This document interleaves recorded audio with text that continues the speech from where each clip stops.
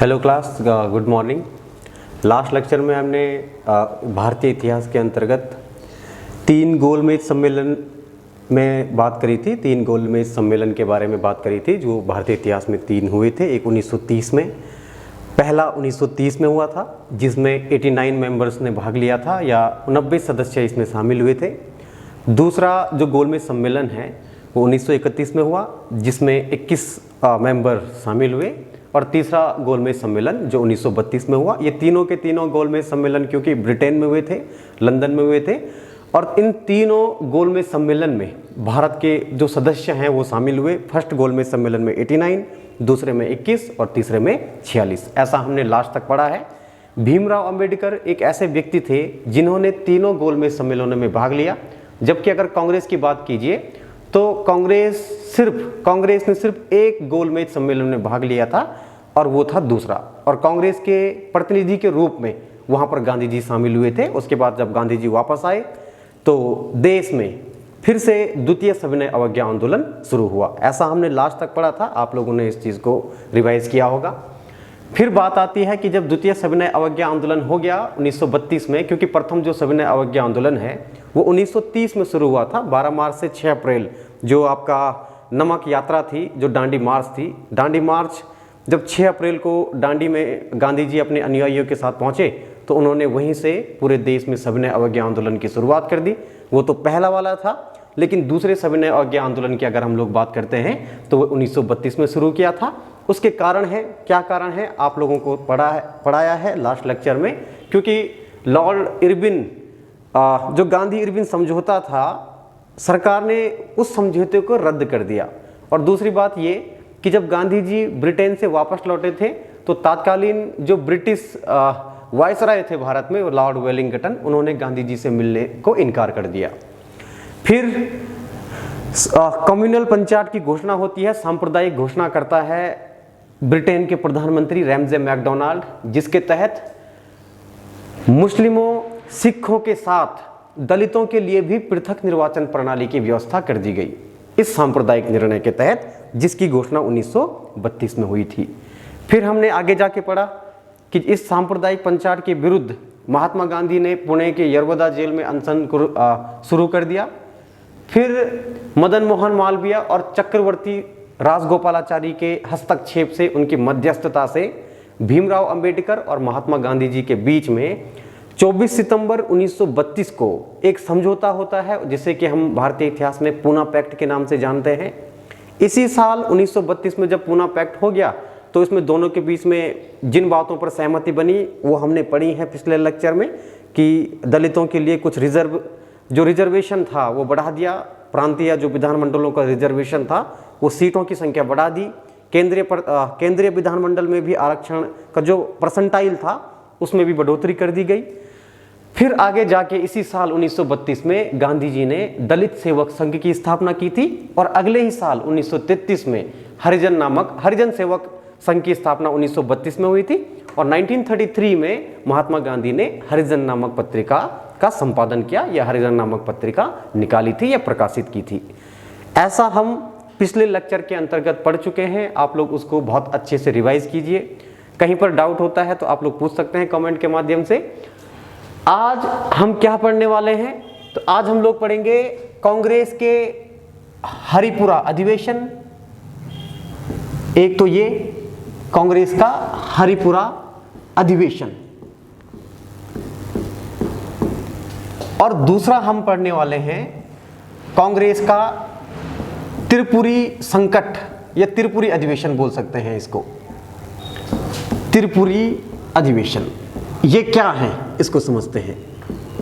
आपने इन चीज़ों के बारे में पढ़ा होगा पहले, कुछ लोग ऐसे भी होंगे जिन्होंने ये चीज़ें पहले से पढ़ी होगी और कुछ ऐसे हैं जिनके लिए ये नया है। हरिपुरा अधिवेशन क्या है और त्रिपुरी संकट भी इसे भारतीय इतिहास में जाना, फिर त्रिपुरी संकट के नाम से इसे भारतीय इतिहास में जानते हैं। तो ये त्रिपुरी संकट क्या है, त्रिपुरा नहीं त्रिपुरी। त्रिपुरी पंजाब में पड़ता है जबकि त्रिपुरा अपने आप में एक राज्य है। अब क्या है हरिपुरा अधिवेशन, इसको समझते हैं। फिर हम हरिपुरा के बाद अगली जो अधिवेशन होगा वो त्रिपुरी अधिवेशन पे हम पहुंचेंगे 1939 में। देखिए यह हरिपुरा अधिवेशन 1938 में हुआ था और हरिपुरा जो स्थान है ये पड़ता है गुजरात में। पहली बात, ये कुछ की पॉइंट है। 1938 में हरिपुरा अधिवेशन होता है और इसके जो पहली बार अध्यक्ष बने वो बने थे सुभाष चंद्र बोस। यानी कि सुभाष चंद्र बोस ने कांग्रेस की अध्यक्षता पहली बार कब की थी? जिस प्रकार से महात्मा गांधी हैं, तो महात्मा गांधी ने कांग्रेस की अध्यक्षता सिर्फ एकमात्र बार, फर्स्ट एंड लास्ट बार की थी 1924 के बेलगांव अधिवेशन में। उसके बाद महात्मा गांधी कभी भी कांग्रेस के अध्यक्ष नहीं बने। एकमात्र बार अध्यक्षता उन्होंने की थी राष्ट्रीय अधिवेशन की, कांग्रेस के अधिवेशन की, वो था 1924 का बेलगांव अधिवेशन। उसी प्रकार से जो सुभाष चंद्र बोस हैं ये पहली बार कांग्रेस के अध्यक्ष बने थे 1938 में। और किस अधिवेशन की अध्यक्षता इन्होंने पहली बार की थी? तो वो था हरिपुरा अधिवेशन। और हरिपुरा कहां पड़ता है? गुजरात में। अब इसमें कौन सी बातें निखर करके सामने आती है, तो इसको समझते हैं। पहली बात देखिए, महात्मा गांधी, यह हम लोग भारतीय राष्ट्रीय आंदोलन पढ़ रहे हैं और भारतीय राष्ट्रीय आंदोलन की शुरुआत 1885 में कांग्रेस की स्थापना के साथ होती है। आप लोगों को अगर ध्यान होगा तो इस राष्ट्रीय आंदोलन के तहत यह भारतीय राष्ट्रीय आंदोलन को 3 चरणों में बांटा गया है। एक चरण तो वो था जब कांग्रेस की स्थापना हुई, स्थापना से लेकर के 1905 तक, जिसको कहा गया था उदारवादी युग। ठीक, उदारवादी युग। इस युग के नेता ऐसे थे जो अंग्रेजों को अपना दुश्मन नहीं बल्कि दोस्त मानते थे और उनकी जो नीति थी बड़ी विनम्रता पूर्वक ये अंग्रेजों के सामने अपनी मांग रखते थे। फिर 1905 में जैसे ही बंगाल विभाजन हुआ और स्वदेशी आंदोलन की शुरुआत हुई, तो इसके बाद भारतीय राष्ट्रीय आंदोलन का नेतृत्व जिन नेताओं ने किया वो बड़े उग्र प्रवृत्ति के थे, बड़े गर्म प्रवृत्ति के थे। इसीलिए 1905 से लेकर के 1919 का जो समय है उसको उग्रवादी युग कहते हैं भारतीय इतिहास में। एक उदारवादी युग, दूसरा उग्रवादी युग और फिर तीसरा आता है गांधी युग। और गांधी युग का सूत्रपात हमारे भारतीय इतिहास में माना जाता है 1919 से। अब आप लोग सोचेंगे कि 1919 से क्यों? महात्मा गांधी तो 1915 में इंडिया आए थे। तो आप लोगों को बताया जा चुका है कि जब 1915 में महात्मा गांधी भारत आए थे साउथ अफ्रीका से, तो पहले उनको कोई आइडिया नहीं था भारतीय राजनीति का। लेकिन जैसे जैसे उन्होंने यहाँ के परिस्थितियों को समझा तो धीरे धीरे उनका एक्चुअल सिनेरियो इंडिया का सामने आने लगा। तो तब जाके उनकी समझ में आया कि असली परिस्थिति क्या है। और फिर फटाफट से उन्होंने जो 2-4 आंदोलन है उनके जीवन के प्रारंभिक आंदोलन, उन आंदोलनों ने कुछ एक प्रकार से जो परिवर्तन लाया है गांधी जी के जीवन में। और फिर महात्मा गांधी तो पूरे लीडर बन गए, पूरे कांग्रेस के बन गए। ये पूरे देश का नेतृत्व उन्होंने कालांतर में किया। जैसे 1917 का चंपारण आंदोलन, ये जो नील की खेती के विरुद्ध उन्होंने किया था, 3 कठिया पद्धति जो थी। उसके बाद 1918 में अहमदाबाद मिल मजदूर आंदोलन, 1918 का ही खेड़ा आंदोलन हुआ था और 1919 का खिलाफत आंदोलन और फिर 1920 का आपका असहयोग आंदोलन। ये जो आंदोलन थे शुरुआती दौर में, इन्होंने गांधी जी के व्यक्तित्व में 4 चांद लगा दिए। और फिर 1930 का सविनय अवज्ञा आंदोलन। लेकिन गांधी जी के, मैं आप लोगों को यह समझाना चाह रहा हूं कि हरिपुरा अधिवेशन क्या था, इसीलिए मैंने ये चीजें पहले समझाई कि उदारवादी युग, उग्रवादी और गांधी युग। उदारवादी युग के नेता बड़े उदारवाद थे, बड़े उदार थे, विनम्र थे। ये थोड़ा सा उग्र प्रवृत्ति के थे। और फिर गांधी जी आते हैं। गांधी जी बड़े नर्म स्वभाव के हैं, विनम्र स्वभाव के हैं और ये हिंसा में विश्वास नहीं रखते हैं, बल्कि इनका मानना है कि अहिंसा परमो धर्म। ये अहिंसा पर विश्वास रखते हैं। इनका मानना है कि अगर कोई भी कार्य करना है तो उसमें हिंसा नहीं होनी चाहिए। आप भूख हड़ताल पर बैठ जाओ, अनशन करो, सरकार के विरुद्ध असहयोगात्मक रवैया अपनाओ, लेकिन हिंसा नहीं करनी है, ऐसा गांधी जी मानते हैं। जब 1-2 दशक हो गए, मतलब 1920 का जो पूरा दशक था 1930 तक, ये पूरा 10 तक चले गया। 1930 से लेकर 37-38, ये जो पूरा 7-8 साल गुजर गए इस 1930 के दशक का। तो भारतीय राजनीति में कुछ युवा वर्ग ऐसे थे जो गांधी जी की इस नीति से रुष्ट हो गए, क्योंकि महात्मा गांधी क्या कर रहे हैं, अपने अहिंसात्मक नीति के कारण इनका जो प्रोसीजर है वो बड़ा स्लो कहें, या कुछ नेताओं की समझ में ये चीजें नहीं आ रही हैं कि गांधी जी आखिर क्या चाह रहे हैं। और उन नेताओं में से, उन युवाओं में से एक युवा सुभाष चंद्र बोस भी थे। इनका मानना यह था कि अंग्रेजों को अब उन्हीं की भाषा में जवाब दिया जाना चाहिए। और दूसरी बात ये कि जो महात्मा गांधी कह रहे हैं कि हमें सिर्फ स्वराज दो, हमें सिर्फ स्वराज की प्राप्ति चाहिए, बाकी हमें पूर्ण स्वराज नहीं चाहिए, महात्मा गांधी इसी के पक्षधर थे। लेकिन ये कह रहे हैं सुभाष चंद्र बोस और इनकी विचारधारा से जुड़े हुए युवा कि हमें स्वराज नहीं, हमें पूर्ण स्वतंत्रता चाहिए। और ये इस बात को मानने में विश्वास रखते हैं कि अंग्रेजों को उन्हीं की भाषा में जवाब दिया जाए। इसीलिए 1938 में जब पहली बार सुभाष चंद्र बोस अध्यक्ष बने थे कांग्रेस के, तो शुरुआत में ही महात्मा गांधी और सुभाष चंद्र बोस के बीच में इन दोनों के मध्य मतभेद उभर कर सामने आए। क्यों आए? क्योंकि जो सुभाष चंद्र बोस है वो अंग्रेजों को उन्हीं की भाषा में जवाब देने के पक्षधर हैं। जबकि अगर गांधी जी की बात करें तो गांधी जी क्या चाहते हैं कि अहिंसात्मक तरीके से विरोध हो, अनशन पर बैठ जाओ, भूख हड़ताल पर बैठ जाओ, हड़ताल करो, लेकिन हिंसा मत करो, मारो पीटो मत। लेकिन ये कह रहे हैं कि अब बहुत हो गया, पिछले 40-50 साल से वही तो करते आ रहे हैं। तो ये चीजें जब सुभाष चंद्र बोस जी गांधी जी की अहिंसात्मक विचारधारा में विश्वास नहीं रख रहे हैं, तो जाहिर सी बात है पहली बार दोनों के बीच में जो मतभेद हैं वो उभर करके सामने आते हैं 1938 के हरिपुरा अधिवेशन में, जिसकी अध्यक्षता पहली बार कहते हैं सुभाष चंद्र बोस। अब ये तो ठीक हो गया। अब इसमें क्या चीज आती है? जब ये अधिवेशन हुआ था तो इस अधिवेशन में सुभाष चंद्र बोस ने एक प्रस्ताव पारित किया। और ये प्रस्ताव कौन सा है? इस प्रस्ताव में इन्होंने ये बात रखी, इन्होंने कहा, इन्होंने अपने विचार प्रकट किए इस प्रस्ताव के माध्यम से कि अंग्रेजों को 6 माह का समय दिया जाना चाहिए। ध्यान से सुनिए मेरी बात को और लिखे भी वैसे वैसे। सुभाष चंद्र बोस जी ने इस प्रस्ताव के माध्यम से कहा कि अंग्रेजों को 6 महीने का अल्टीमेट दिया जाना चाहिए। अगर वो 6 महीने के अंदर भारत को पूर्ण स्वराज का दर्जा नहीं देते हैं या भारत हमारी मांगों को नहीं मानते हैं, तो अंग्रेजों के विरुद्ध एक बड़े लेवल पर विद्रोह किया जाना चाहिए, ऐसा ये मान रहे हैं। और इसी अधिवेशन में इन्होंने ये प्रस्ताव पारित कर दिया। फिर क्या हुआ? गांधी जी इस बात से रुष्ट हो गए कि विद्रोह नहीं होगा, हिंसा नहीं होगी। लेकिन ये प्रस्ताव जो है ये मतलब उस हिसाब से नहीं हो पाया जिस हिसाब से सुभाष चंद्र बोस चाह रहे थे। फिर इसी अधिवेशन की दूसरी महत्वपूर्ण बात क्या है?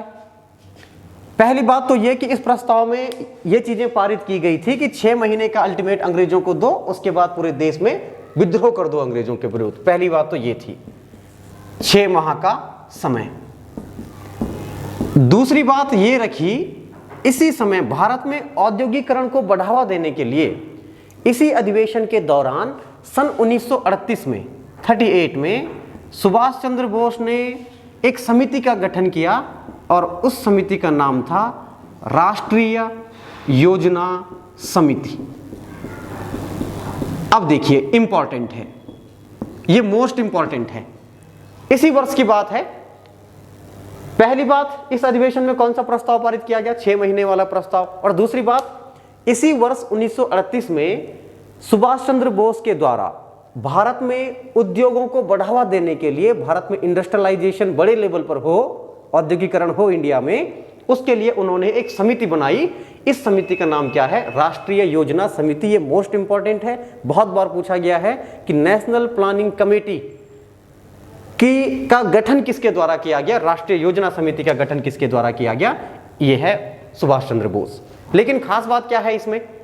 समिति को बनाने वाले व्यक्ति है सुभाष चंद्र बोस, लेकिन इस समिति के जो अध्यक्ष हैं वो किसको बनाया गया? जवाहरलाल नेहरू को। देखिए, इसमें 2 चीजें आप लोगों को याद रखनी है, परीक्षा की दृष्टि से महत्वपूर्ण है। कैसे?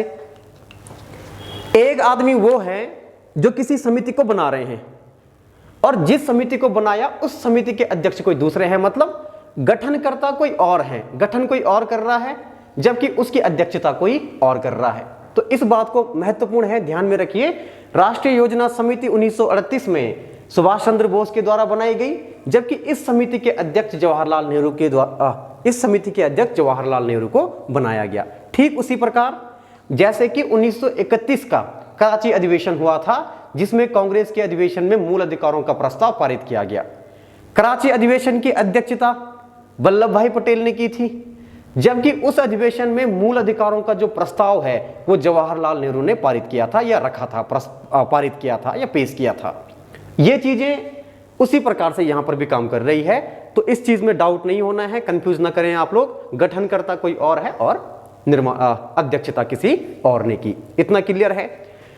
तीसरी बात, इसी हरिपुरा अधिवेशन में सुभाष चंद्र बोस ने अपना एक दूसरा विचार रखा, और वो दूसरा विचार किसके संदर्भ में था? देवनागरी लिपि के संदर्भ में। देखिए इंपॉर्टेंट बन रहा है अपने आप में ये जो हरिपुरा अधिवेशन है। देवनागरी लिपि के संदर्भ में इन्होंने क्या सुझाव दिया, ये क्वेश्चन पूछा जाता है पेपर में। सुभाष चंद्र बोस ने कहा था कि जो हिंदी की देवनागरी लिपि है उसमें रोमन के अंकों का प्रयोग भी किया जाना चाहिए, क्योंकि देवनागरी लिपि का जो विकास है उसमें कई समितियां बनी, काका कालेलकर साहब भी थे, कई लोग थे जिन्होंने देवनागरी लिपि के सुधार के संदर्भ में अपने अपने सुझाव दिए। उन सुझाव में से 1938 के हरिपुरा अधिवेशन में सुभाष चंद्र बोस ने भी अपना एक सुझाव दिया, और वो ये था कि देवनागरी लिपि में रोमन अंकों का प्रयोग किया जाना चाहिए। तो अपने आप में इंपॉर्टेंट बन रहा है ये चीजें, और ये पेपर में पूछा जाता है कि किस व्यक्ति ने देवनागरी लिपि में रोमन के अंकों का प्रयोग करने का सुझाव दिया, तो ये कौन थे? सुभाष चंद्र बोस। तो देखिए हमारे पास ये हरिपुरा अधिवेशन से संबंधित कितनी सारी जानकारियां आ गई हैं, और ये जितनी भी जानकारियां अभी तक हमने पढ़ी हैं ये पूरी की पूरी परीक्षा की दृष्टि से मोस्ट इंपॉर्टेंट होने वाला है। पहली बात तो ये कि सुभाष चंद्र बोस ने पहली बार कांग्रेस की अध्यक्षता कब की, या बोस पहली बार कांग्रेस के अध्यक्ष कब बने? तो 1938 में बने थे। कहां बने? हरिपुरा अधिवेशन में। एक दूसरी बात, ये 6 महीने वाला उतना इंपॉर्टेंट नहीं है, इंपॉर्टेंट है राष्ट्रीय योजना समिति किसके द्वारा गठित की गई? तो सुभाष चंद्र बोस 2। इस राष्ट्रीय योजना समिति के अध्यक्ष कौन थे? तो आप लोगों का आंसर हो जाएगा जवाहरलाल नेहरू। मोस्ट इंपॉर्टेंट, बार बार इसी पे इसलिए जोर दे रहा हूं क्योंकि पेपर में कई बार पूछा गया है, और अगर एक बार पूछा गया है तो अगली बार पूछे जाने की बहुत ज्यादा संभावना है।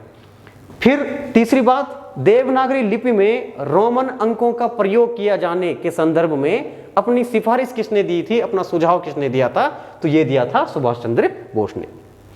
तो ये तो था आपका हरिपुरा अधिवेशन जो 1938 में हुआ, गुजरात के हरिपुरा एक जगह पड़ती है वहां पर।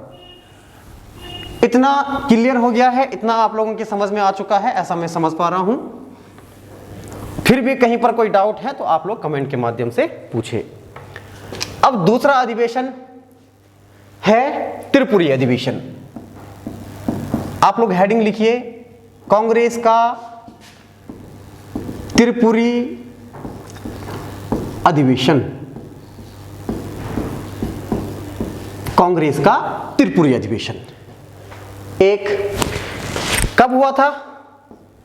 1939 में, अप्रैल 1939 में हुआ था ये त्रिपुरी अधिवेशन।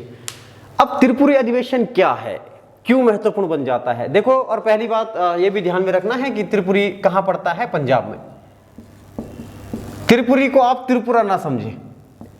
त्रिपुरा अपने आप में एक स्टेट है, एक राज्य है, जबकि त्रिपुरी पंजाब की एक स्थान है, ये एक अलग सी एक जगह है, जबकि त्रिपुरा एक स्टेट है। तो आप लोग त्रिपुरी को त्रिपुरा ना समझे। 1939 में यह अधिवेशन होता है, और इस अधिवेशन की महत्वपूर्ण बात क्या है? इसीलिए इस त्रिपुरी अधिवेशन को भारतीय राष्ट्रीय आंदोलन के अंतर्गत इसे कांग्रेस का त्रिपुरी संकट भी बोलते हैं। तो कई बार किसी बुक में आप लोगों ने त्रिपुरी संकट पढ़ा होगा, तो ये इसी त्रिपुरी अधिवेशन की बात करता है। इसमें क्यों, क्या हुआ?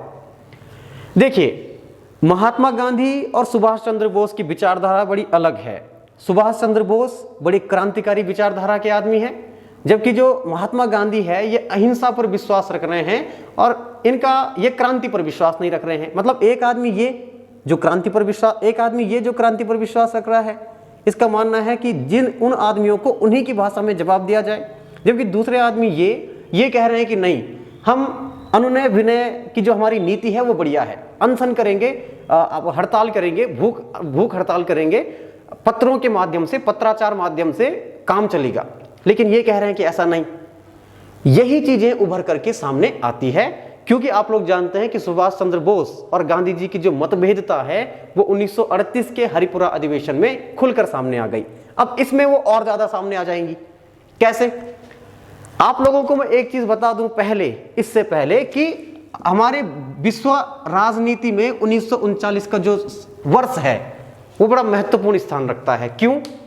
क्योंकि 1939 में सेकेंड वर्ल्ड वॉर शुरू हो गया, द्वितीय विश्व युद्ध शुरू हो गया 1939, जो 1945 तक चला। अब द्वितीय विश्व युद्ध जब शुरू हो गया तो इस द्वितीय विश्व युद्ध में ब्रिटेन भी शामिल है। और ब्रिटेन यानी कि जिसने भारत को अपना उपनिवेश बनाया है, ब्रिटेन यानी कि अंग्रेज, और अंग्रेज वो जो भारत पर राज कर रहे हैं।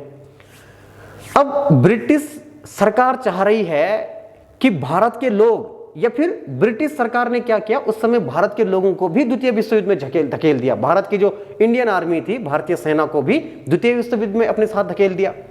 जबकि कांग्रेस किसी भी संदर्भ में उनके पक्षधर नहीं थी, कांग्रेस ने इसका विरोध किया। छोड़िए उस चीज को, लेकिन द्वितीय विश्व युद्ध जब शुरू हुआ और इस द्वितीय विश्व युद्ध में ब्रिटेन भी शामिल है, और ब्रिटेन शामिल तो था लेकिन उसकी जो स्थिति थी वो थोड़ा सा कमजोर थी अन्य देशों की अपेक्षा, और सुभाष चंद्र बोस इसी अवसर का लाभ उठाना चाहते थे। इसीलिए जब 1939 में त्रिपुरी का अधिवेशन होना था कांग्रेस का, तो सुभाष चंद्र बोस चाहते थे कि क्योंकि अभी ब्रिटेन कमजोर है, तो उसकी कमजोरी का फायदा उठा करके भारत में विद्रोह कर देना चाहिए, अनशन कर देना चाहिए। इसलिए सुभाष चंद्र बोस या तो खुद अध्यक्ष बनना चाहते थे त्रिपुरी में, या फिर वो अपनी विचारधारा के किसी ऐसे आदमी को अध्यक्ष बनाना चाहते थे जो इस समय अंग्रेजों पर हावी हो जाए। और हावी का मतलब कुछ ऐसा प्रस्ताव पारित कर दे कांग्रेस के अधिवेशन में जिससे भारत के लोग पूर्ण रूप से अंग्रेजों का विरोध करें, भारत में विरोध हो अंग्रेजों का, ताकि एक कमजोर वो उधर से पड़ रहा है, दूसरा कमजोर आर्थिक रूप से और राजनीतिक रूप से वो उधर से कमजोर पड़ रहा है, और फिर भारत में भी जब उसका विरोध होगा तो कहीं ना कहीं उसका नेगेटिव असर, उसका पॉजिटिव असर पड़ेगा, और फिर अंग्रेज एक समय ऐसा आएगा जब अंग्रेज आसानी से भारत को छोड़ेंगे। ऐसी विचारधारा थी सुभाष चंद्र बोस की। अब होता क्या है, त्रिपुरी अधिवेशन में मतदान हुआ कि अध्यक्ष कौन बनेगा। इसमें एक उम्मीदवार तो है सुभाष चंद्र बोस, क्योंकि सुभाष चंद्र बोस की विचारधारा वही है कि अगर अभी ब्रिटेन युद्ध में है तो उसी समय इसका फायदा उठाओ। और दूसरी तरफ जो उम्मीदवार हैं उनका नाम है पट्टाभी सीता रमैया। अब देखिए, कांग्रेस के दो उम्मीदवार हैं कि अध्यक्ष कौन बनेगा। एक उम्मीदवार सुभाष चंद्र बोस और दूसरे उम्मीदवार कौन है, पट्टाभी सीतारमैया। इन पट्टाभी सीतारमैया को समर्थन है गांधी जी का, ये गांधी जी के कैंडिडेट मान सकते हैं आप लोग इनको। और होता क्या है, जब मतदान हुआ तो इस मतदान में सुभाष चंद्र बोस जीत गए और कांग्रेस के अध्यक्ष बन गए। जैसे ये कांग्रेस के अध्यक्ष बने तो उसके बाद गांधी जी इस जीत पर अपनी प्रतिक्रिया देते हैं। वो कहते हैं कि ये हार पट्टाभी सीतारमैया की हार नहीं है, ये मेरी स्वयं की हार है। अब बताइए, सुभाष चंद्र बोस गांधी जी की इस प्रतिक्रिया से इतने आहत हुए, उनको इतना दुख हुआ, उनको लगा कि जिनको हम अपने राजनीतिक गुरु मान रहे हैं, या यूं कहें कि जिनके नेतृत्व में हम भारत को आगे बढ़ाने की कोशिश कर रहे हैं, वो इस प्रकार की प्रतिक्रिया दे रहे हैं, तो ये सुभाष चंद्र बोस को बहुत अच्छा नहीं महसूस हुआ। लेकिन छोड़िए ये बात को। उसके बाद दूसरी घटना क्या घटती है, पहला तो ये कि गांधी जी ने सुभाष चंद्र बोस की जीत में कौन सी प्रतिक्रिया दी थी, वो कथन पूछा जाता है कि ये कथन किसने कहा कि यह पट्टाभी सीतारमैया की हार नहीं बल्कि मेरी स्वयं की हार है, ऐसा कहा था गांधी जी ने। तो कई बार ये क्वेश्चन पूछा जाता है कि उक्त कथन किसका है, तब महात्मा गांधी का है। लेकिन कई बार पूछा जाता है कि महात्मा गांधी ने उक्त कथन किसके संदर्भ में कहा, तो पट्टाभी सीतारमैया के संदर्भ में कहा या त्रिपुरी अधिवेशन के समय पे कहा। एक बात, पहली बात तो सुभाष चंद्र बोस इस कथन से बड़े आहत हो गए जब गांधी जी ने इस प्रकार से अपनी प्रतिक्रिया दी। दूसरी समस्या कब उत्पन्न होती है? क्योंकि बोस कांग्रेस के अध्यक्ष चुने गए और अध्यक्ष होने के नाते जब सुभाष चंद्र बोस ने महात्मा गांधी के सामने एक और उनसे सलाह लेना चाहा, और वो सलाह क्या थी? बोस ने महात्मा गांधी को कहा कि जो कांग्रेस की कार्य समिति है उसके सदस्य आप चुनो। मतलब यूं कि जो कांग्रेस की कार्य समिति होती थी, जो उनका अपना एक बोर्ड होता था कांग्रेस का, उस कांग्रेस की कार्य समिति के सदस्य चुनने के लिए सुभाष चंद्र बोस ने गांधी जी की सहायता लेनी चाहिए। लेकिन गांधी जी ने यहां पर उन्हें कोई सुझाव नहीं दिया, उस चीज को इग्नोर कर दिया गांधी जी ने कि मुझे कुछ नहीं आता है या फिर अभी मैं सुझाव नहीं दूंगा इस प्रकार से। इससे फिर से सुभाष चंद्र बोस आहत हो गए और उन्होंने इसी साल 1939 में कांग्रेस के पद से इस्तीफा दे दिया। गांधी जी की इन प्रतिक्रिया के फलस्वरूप सुभाष चंद्र बोस ने कांग्रेस के अध्यक्ष पद से इस्तीफा दे दिया। अब बताइए, 1938 में ये पहली बार कांग्रेस के अध्यक्ष बनते हैं और 1939 में इन्होंने अपना इस्तीफा दे दिया। और इस्तीफा देने के बाद अब क्वेश्चन बनता है कि जब सुभाष चंद्र बोस ने त्रिपुरी अधिवेशन से ये अध्यक्ष पद से इस्तीफा दिया तो इसके बाद कांग्रेस का अध्यक्ष किसे बनाया गया? अपने आप में इंपॉर्टेंट है ये क्वेश्चन, क्योंकि जो अध्यक्ष थे उन्होंने त्यागपत्र दे दिया। तो त्यागपत्र के बाद अध्यक्ष किसे बनाया गया? तो आप लोगों का आंसर होगा डॉक्टर राजेंद्र प्रसाद। ये आप लोगों का आंसर होगा। यानी कि त्रिपुरी अधिवेशन के बाद या सुभाष चंद्र बोस के कांग्रेस के अध्यक्ष पद से त्यागपत्र देने के बाद कांग्रेस के अध्यक्ष किसे बनाया गया? तो राजेंद्र प्रसाद को। अब सुभाष चंद्र बोस कहां गए फिर? सुभाष चंद्र बोस ने इसी वर्ष 1939 में एक अलग संगठन बना दिया जिसको कहा जाता है फॉरवर्ड ब्लॉक। यानी कि फॉरवर्ड ब्लॉक की स्थापना किसने की? फॉरवर्ड ब्लॉक की स्थापना की थी सुभाष चंद्र बोस ने 1939 में, तब जब इन्होंने इधर से इस्तीफा दे दिया। और जब इधर से इस्तीफा दिया तो यहां का अध्यक्ष कौन बना? राजेंद्र प्रसाद। तो देखिए इंपॉर्टेंट है, त्रिपुरी अधिवेशन पहली बार अध्यक्षता कब की थी? हरिपुरा में। और त्यागपत्र कहां, किस अधिवेशन में दिया? त्रिपुरी अधिवेशन में। तो ये आप लोगों की समझ में आ चुका होगा। इसमें जो पॉइंट मैंने बताए थे ये आप लोगों को याद रखना पड़ेगा। त्रिपुरी अधिवेशन कब हुआ? 1939 में। सुभाष चंद्र बोस ने किसे हराया था इस अधिवेशन में, या सुभाष चंद्र बोस के प्रतिद्वंदी कौन उम्मीदवार थे? पट्टाभी सीतारामैया। सुभाष चंद्र बोस के इस्तीफा देने के बाद अध्यक्ष किसको बनाया गया? तो डॉक्टर राजेंद्र प्रसाद को। और फॉरवर्ड ब्लॉक की स्थापना कब की गई? 1939 में। किसके द्वारा की गई? तो सुभाष चंद्र बोस के द्वारा की गई। तो ये थे हमारे हरिपुरा अधिवेशन और त्रिपुरी अधिवेशन। आप लोग इस चीज को नोट करके इनके बारे में लिखें।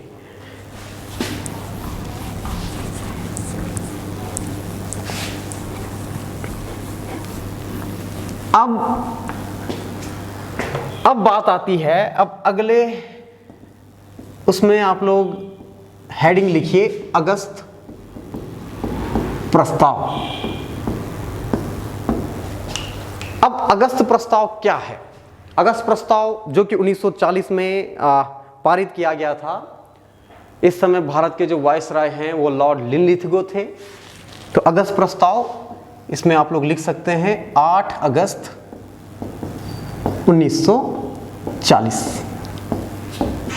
8 अगस्त 1940। तो अगस्त प्रस्ताव क्या है? ये अगस्त प्रस्ताव किसके द्वारा लाया गया? लिनलिथगो। लिनलिथगो कौन है? इस समय भारत के जो वायसराय है, लॉर्ड लिनलिथगो इनका नाम है। तो अगस्त प्रस्ताव किसके द्वारा लाया गया? तो अगस्त प्रस्ताव लाया गया लॉर्ड लिनलिथगो के द्वारा 8 अगस्त 1940 को। इसमें क्या था? देखिए, होता यह है कि दूसरा विश्व युद्ध जब हुआ था तो द्वितीय विश्व युद्ध में कांग्रेस ने अपना क्योंकि जब द्वितीय विश्व युद्ध चला था तो ब्रिटेन भी इस द्वितीय विश्व युद्ध में शामिल थे, और इस समय ब्रिटेन ने भारतीयों की अनुमति के बगैर या भारतीय नेताओं की अनुमति के बगैर भारत को भी इस युद्ध में शामिल कर दिया। इससे क्या हुआ? 1937 में जो भारत में प्रांतीय चुनाव हुए थे, उस चुनाव में जितने 1937 में जो चुनाव हुए थे, उस चुनाव में जितने भी प्रतिनिधि या जितने भी सदस्य चुने गए थे कांग्रेस के, उन सभी ने त्यागपत्र दे दिया 1939 में। और 1939 में ही बिहार में एक जगह पड़ती है रामगढ़, उस रामगढ़ में कांग्रेस ने एक प्रस्ताव पारित किया था। उसमें कहा गया था कि जब तक चुनाव नहीं होते हैं तब तक केंद्र में अंतरिम सरकार का गठन किया जाए। अब उसी के प्रत्युत्तर में ये अगस्त प्रस्ताव था जो 8 अगस्त 1940 को पारित किया था लॉर्ड लिनलिथिगो ने। इसमें क्या था, इसमें क्या क्या बातें थी? एक, लॉर्ड लिनलिथिगो ने भारतीयों का सही द्वितीय विश्व युद्ध में भारत के लोगों का सहयोग प्राप्त करने के लिए, उनका सपोर्ट करने के लिए, ताकि भारत के लोग द्वितीय विश्व युद्ध में ब्रिटेन को समर्थन दें, इसके लिए उन्होंने ये प्रस्ताव लाया था। इसमें क्या क्या बातें थी? पहली, इसमें कहा गया था कि अगर अभी भारत के लोग ब्रिटेन को अपना समर्थन देते हैं द्वितीय विश्व युद्ध में, तो युद्ध के बाद उनके लिए, जैसे युद्ध खत्म हो जाता है तो उनके लिए एक ऐसी संस्था का गठन किया जाएगा जो संविधान का निर्माण करेगी, यानी कि संविधान निर्मात्री संस्था का गठन किया जाएगा। कब? युद्ध के बाद। दूसरा, लॉर्ड लिनलिथिगो ने इस प्रस्ताव में दूसरी बात यह कही थी कि भारत में एक युद्ध सलाहकारी परिषद का गठन किया जाएगा। इस प्रकार से ये सारी चीजें जो थी, मतलब यूं कि ये अगस्त प्रस्ताव में वो बातें कही गई थी जो भारत के नेताओं को, न तो कांग्रेस को रास आई और न मुस्लिम लीग को।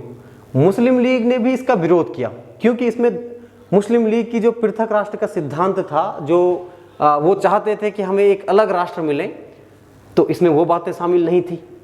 दूसरा, कांग्रेस ये चाहती थी कि केंद्र में अंतरिम सरकार का गठन किया जाए जब तक कि चुनाव नहीं होते हैं, जब तक कि नई सरकार नहीं चुनी जाती है। वो कुछ बातें इसमें नहीं थी। बस इसमें वो बातें हैं कि कांग्रेस अभी सपोर्ट करे ब्रिटेन को, अगर सपोर्ट करती हैं तो जब किसी जमाने युद्ध खत्म होगा तो उसके बाद हम एक ऐसी संस्था का गठन करेंगे, संविधान सभा का गठन करेंगे, एक युद्ध सलाहकारी काउंसिल बनाई जाएगी जो युद्ध के समय सलाह देगी सरकार को। तो इससे कांग्रेस को क्या लेना देना था? ये तो उन्होंने अपने हित की बात करी। इसीलिए कांग्रेस ने इस अगस्त प्रस्ताव का विरोध किया, क्योंकि इसमें कांग्रेस के अनुरूप बातें नहीं कही गई थी। एक, मुस्लिम लीग ने इसलिए विरोध किया क्योंकि इसमें द्विराष्ट्र सिद्धांत को मान्यता नहीं दी गई थी, दो राष्ट्र की बात नहीं कही गई थी, या मुस्लिमों के लिए अलग राष्ट्र की बात नहीं कही गई थी। तो ये है अगस्त प्रस्ताव, आप लोगों को ध्यान में रखना है। इसमें क्वेश्चन क्या पूछे जाएंगे अगर आप लोगों के माइंड में ऐसा आ रहा है तो? पहला, अगस्त प्रस्ताव कब पारित किया गया? तो अगस्त है तो जाहिर सी बात है अगस्त ही इसकी डेट होगी, 8 अगस्त 1940 इंपॉर्टेंट है, ईयर ध्यान में रखना है। अगस्त प्रस्ताव 8 अगस्त 1940 को लॉर्ड लिनलिथिगो ने पारित किया था, या कांग्रेस के समक्ष इस प्रस्ताव को रखा था। तो दूसरा, आप लोगों को यह ध्यान में रखना है कि अगस्त प्रस्ताव किसके द्वारा लाया गया? तो भारत के जो उस समय वायसराय थे उनका नाम है लॉर्ड लिनलिथिगो। ये क्लियर हो गया है। अब बात आती है कि इस समय मुस्लिम लीग की क्या प्रतिक्रिया थी। मुस्लिम लीग, देखिए हम लोग भारतीय इतिहास पढ़ रहे हैं और इस इतिहास में अभी तक हम लोग समझ चुके हैं कि 1938, 39 और 40 का जो दौर है, इस समय क्या चल रहा है। तो 1938 में आप लोगों ने अभी तक देखा कि हरिपुरा था, त्रिपुरी था। फिर 1940, 39 के बाद अगले साल 40 में क्या हुआ? तो 40 में क्या होता है? लिनलिथिगो ने कांग्रेस के सामने अगस्त प्रस्ताव रख दिया। इतना तो ठीक हो गया, लेकिन अब आगे क्या होता है? क्या होगा आगे?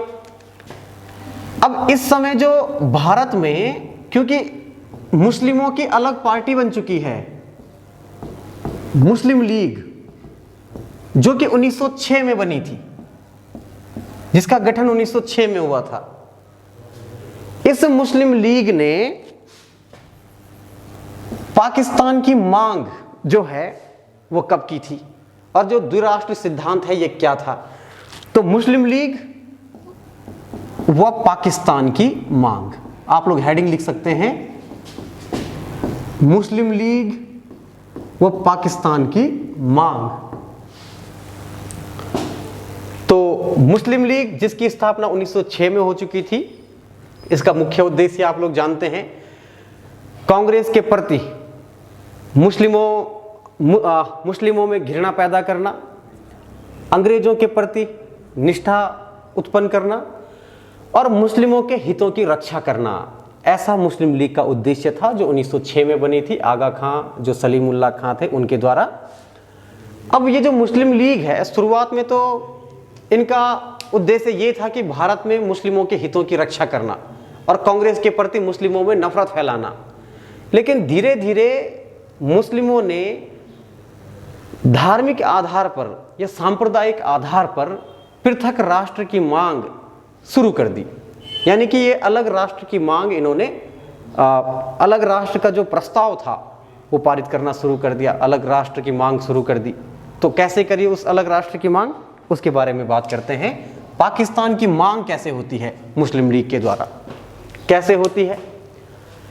सबसे पहले इसमें मैं जो बात करूंगा उसमें आप लोगों ने उसको स्टेप वाइज स्टेप याद करना है, नोट करना है और आगे के लिए आगे भी भविष्य में उसको रिवाइज करके मेंटेन रखना है। पहली बात, जो पाकिस्तान है आज की डेट में उसका गठन हुआ है 1947 में बना था, 14 अगस्त 1947। लेकिन ये कैसे बना, उसके पीछे कारण है। कारण क्या है? एक तो 1906 में जो मुस्लिम लीग बनी उसी के द्वारा पाकिस्तान का जो मार्ग है वो प्रशस्त हुआ।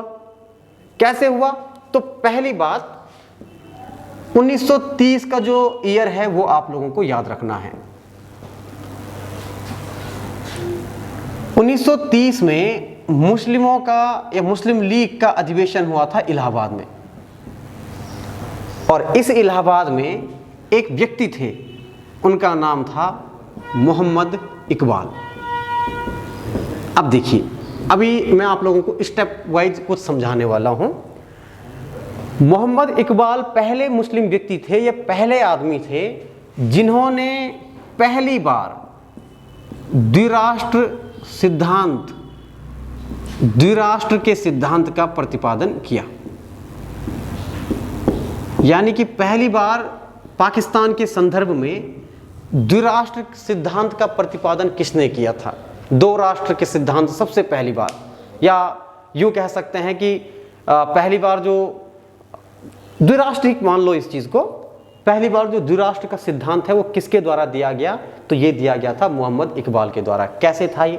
अभी आप लोग सोचेंगे कि द्विराष्ट्र का सिद्धांत तो मोहम्मद अली जिन्ना भी थे, या फिर आप लोग यूं कह सकते हैं कि जो पाकिस्तान शब्द है वो तो चौधरी रहमत अली ने दिया था, तो उनको भी हम समझते हैं। लेकिन पहले ये पहली बार इन्होंने दिया था। कब? इलाहाबाद अधिवेशन में 1930 में। इन्होंने कहा था कि भारत में जो मुस्लिम बहुल आबादी क्षेत्र है क्यों ना उसको एक करके एक पृथक राष्ट्र बनाया जाए।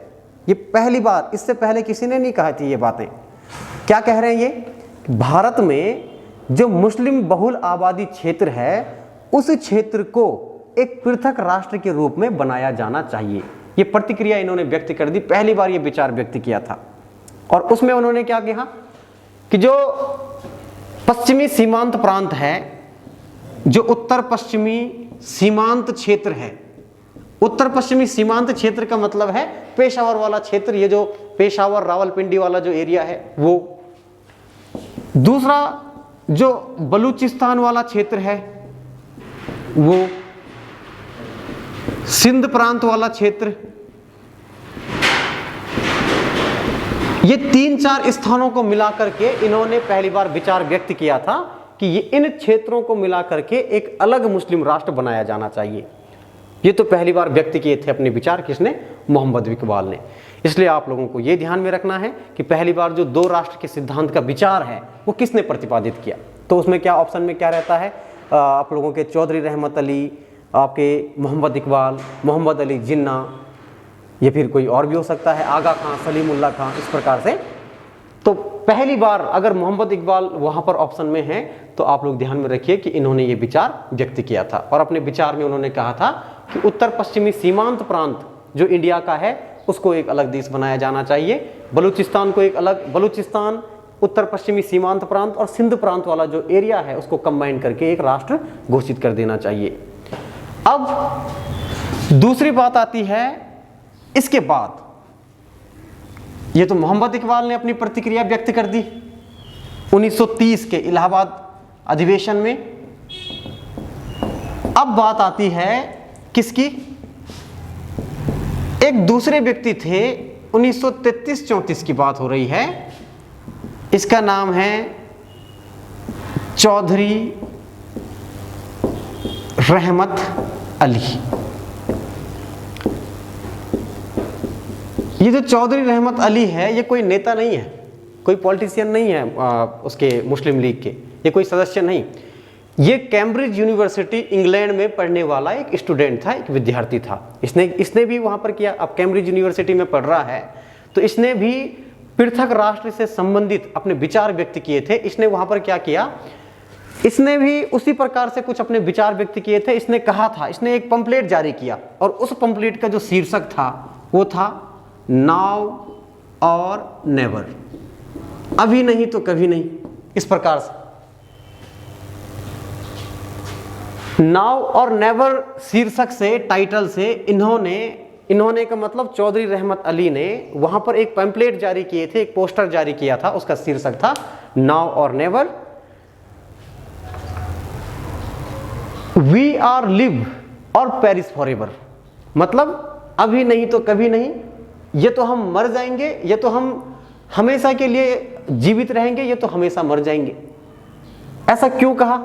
ऐसा इन्होंने इसलिए कहा था, इनके कहने का मतलब ये था कि जो भारत का मुस्लिम बहुल आबादी क्षेत्र है, आपका सीमांत प्रांत हो गया,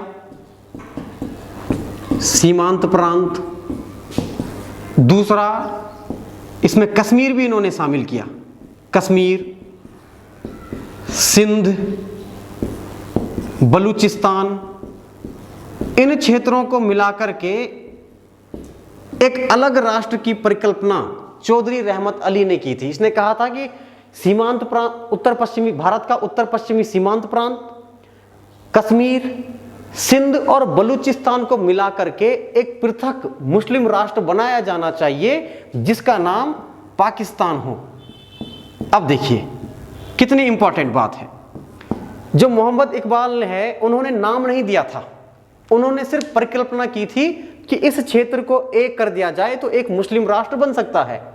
लेकिन वहीं एक कदम आगे बढ़ करके जो चौधरी रहमत अली लड़का है ये कह रहा है कि इन प्रांतों को एक कर दो और एक करके एक देश बनना चाहिए जिस देश का नाम पाकिस्तान हो।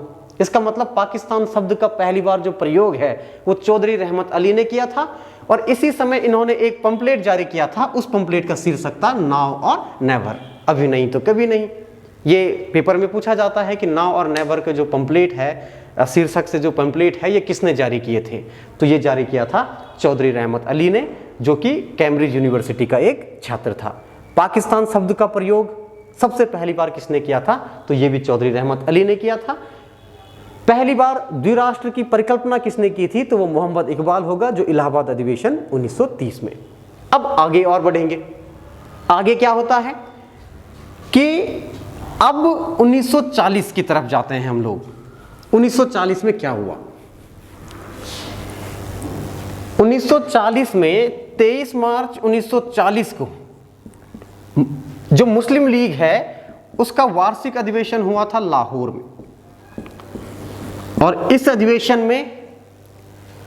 अधिवेशन की अध्यक्षता मोहम्मद अली जिन्ना कर रहे हैं। और इसी अधिवेशन में मोहम्मद अली जिन्ना ने या मुस्लिम लीग ने जो द्विराष्ट्र सिद्धांत का प्रस्ताव था, द्विराष्ट्र के सिद्धांत का प्रस्ताव था, वो पारित कर दिया। यानी कि द्विराष्ट्र सिद्धांत का प्रस्ताव किसके द्वारा पारित किया गया था? तो ये मोहम्मद अली जिन्ना के द्वारा पारित किया गया। इसमें भी इन्होंने कहा कि मुस्लिम बहुल आबादी वाले क्षेत्र को एक कर दिया जाए, एक करके पृथक करके उसको अलग राष्ट्र का दर्जा दिया जाए। मतलब पहली बार जो पाकिस्तान की मांग की गई, इसमें तीनों अलग अलग हैं।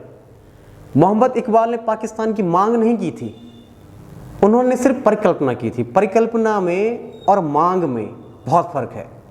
उन्होंने सिर्फ एक अवधारणा अपनी व्यक्त की थी कि अगर इस क्षेत्र को अलग कर दिया जाए तो एक देश बन सकता है। दूसरी, जो चौधरी रहमत अली हैं, उन्होंने भी मांग नहीं की थी, उन्होंने भी एक परिकल्पना व्यक्त की थी, अपने विचार व्यक्त किए थे कि सिंध प्रांत, कश्मीर, बलूचिस्तान, इन क्षेत्रों को एक करके एक अलग देश बनाया जा सकता है जिसका नाम पाकिस्तान होना चाहिए। इन्होंने शब्द भी दे दिया। जबकि पाकिस्तान की मांग किसके द्वारा की गई? जो द्विराष्ट्र सिद्धांत के प्रतिपादक, जो पाकिस्तान की मांग है, अलग राष्ट्र की जो मांग है, वो लीग के किस अधिवेशन में की गई? लाहौर अधिवेशन में। किसके द्वारा की गई? तो मोहम्मद अली जिन्ना के द्वारा। और बाद में तो फिर इनका मेन मोटिव, इनका जो मुख्य मुद्दा है लीग का, ये वही रहा। जब भी ब्रिटिश सरकार के कोई प्रतिनिधिमंडल भारत आते थे तो लीग हमेशा अलग राष्ट्र का मुद्दा उनके सामने उठाती थी। 1942 का क्रिप्स मिशन भारत आया था, तो उसी में क्रिप्स मिशन में पहली बार कहा गया था कि भारत से अलग अगर कोई अलग राष्ट्र, अगर कोई प्रांत अलग होना चाहे तो वो हो सकता है। लेकिन उसमें ये नहीं कहा था कि धार्मिक आधार पर, उसमें सिर्फ ये कहा गया था क्रिप्स मिशन में कि अगर कोई अलग होना चाहे, अब होना चाहे, इसीलिए लीग ने भी इसका विरोध किया था। उसके बारे में आगे पढ़ते हैं। तो ये तो था मुस्लिम लीग और उनके द्वारा जो पाकिस्तान की मांग की गई। तो आप लोगों ने क्या क्या याद रखना है? पहला, मुस्लिम लीग की स्थापना आप लोग जानते हैं 1906 में हुई थी, आगा खां और सलीमुल्लाह खां के द्वारा। पाकिस्तान मांग के संदर्भ में 3-4 पॉइंट याद रखने हैं। मोहम्मद इकबाल, जिन्होंने पहली बार द्विराष्ट्र की अवधारणा व्यक्त की थी इलाहाबाद अधिवेशन में। चौधरी रहमत अली, जिन्होंने नाउ और नेवर नाम का पंपलेट जारी किया था, इनके द्वारा ही पाकिस्तान शब्द का प्रयोग किया गया। और फिर तीसरे व्यक्ति का नाम आता है मोहम्मद अली जिन्ना, जिन्होंने 1940 के लीग के लाहौर अधिवेशन में पृथक राष्ट्र की मांग, पृथक राष्ट्र का प्रस्ताव पारित किया था। तो ये है आप लोगों को परीक्षा की दृष्टि से याद रखने का। अब क्योंकि अब भारतीय इतिहास में इस समय और क्या चल रहा है, क्योंकि आप लोग जानते हैं कि विश्व राजनीति को अगर आप देखते हैं तो द्वितीय विश्व युद्ध शुरू हो चुका है। 1939 से 1945 तक चला था द्वितीय विश्व युद्ध, 39 to 45। अब 1939 से यह युद्ध शुरू हुआ और इस युद्ध में ब्रिटेन भी शामिल है। और ब्रिटेन ने जबरन भारतीयों की इच्छा के विपरीत भारत को इसमें शामिल कर दिया। भारत के लोगों से बिना परामर्श किए, बिना पूछे उन्होंने जबरदस्ती भारत को भी इसमें शामिल कर दिया। मतलब भारतीय सेनाओं को भी द्वितीय विश्व युद्ध में रख दिया, शामिल कर दिया। इसका विरोध भारत के जो शीर्ष नेता थे उन्होंने किया। आप लोग जानते हैं 1939 में त्रिपुरी का जब अधिवेशन हुआ था तो सुभाष चंद्र बोस ने यही कहा कि अभी वो युद्ध में कमजोर हो रहे हैं, अभी कमजोर है तो अभी ही उनके सामने अपनी मांग रखो, विद्रोह कर दो, अनशन कर दो, भारत में विद्रोह करो, जिससे वो और कमजोर पड़ जाएंगे। लेकिन उस समय गांधी जी इस विचारधारा के समर्थक नहीं थे। लेकिन जब जबरन भारत के लोगों को द्वितीय विश्व युद्ध में धकेला गया तो भारत में इसका विरोध चल रहा है। और उसी विरोध को प्रदर्शित करने के लिए महात्मा गांधी अब आगे आते हैं, वो फ्रंट फुट पे आते हैं और क्या करते हैं भारत में? उसको कहा जाता है व्यक्तिगत सत्याग्रह। अब ये व्यक्तिगत सत्याग्रह क्या है? आप लोग हेडिंग लिख सकते हैं, व्यक्तिगत सत्याग्रह 17 अक्टूबर 1940।